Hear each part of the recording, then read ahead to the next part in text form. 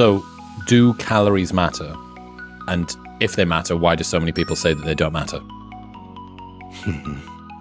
I'm on a pre-contest right now, a few months out from some bodybuilding shows, so I'm trying to channel my kindness attitude. More difficult than usual.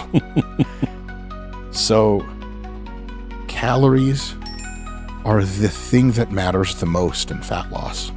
Writ large, period, end of conversation. Calories always mattered among people who study physics and thermodynamics, on the whole, among actual nutritionists that go to school for nutrition, physiologists, medical doctors, researchers. Do calories matter or not was never a question that was asked because it was answered in like 1910 or something like that. There are two kinds of people that say calories don't matter. One group are well-meaning people who have noticed something.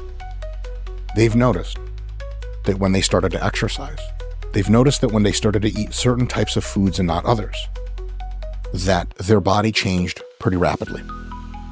And they noticed that they weren't counting calories, but because they were eating a diet high in fibrous vegetables and lean meats, they didn't have to. They just kept losing weight. Maybe they've had hormonal trouble in the past. Thyroid hormone was low. They got thyroid hormone fixed up through exogenous medication. All of a sudden, things are going great. Testosterone replacement therapy, and so on and so on. They didn't try to track their calories. They didn't try to lower their calories, and they lost fat. So these very well-meaning people, it's totally understandable how they could think, well, geez, I mean, calories matter, I guess, the science book says, but I never tracked my calories, and I lost a ton of fat. How do you explain that? And there's not really a mystery in the scientific community about how to explain that. Your expenditure went up, maybe a little bit. Your intake went down, maybe a little bit. The combination of those two created a net calorie deficit. And that's like 99.9% of the way that anyone ever loses fat. That's really what's going on. Does that mean you have to count your calories? No.